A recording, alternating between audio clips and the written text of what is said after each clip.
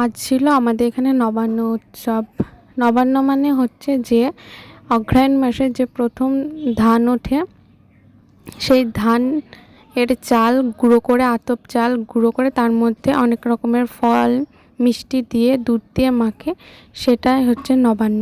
তো আমি সকালবেলায় তাড়াতাড়ি উঠে আমার ব্ল্যাঙ্কেটটা ভাঁজ করে নিলাম। তারপর বাইরে বেরিয়ে দেখি সব কাজ হয়ে গিয়েছে, মা কাজ করছে। তারপর আমি চা বানিয়ে খেয়ে নিলাম। চা বানিয়ে খাওয়ার পর সকাল সকাল স্নান করে নিয়েছি। স্নান করে মা পুজো জোগাড় করছে, তারপরে পুজো করে নিল।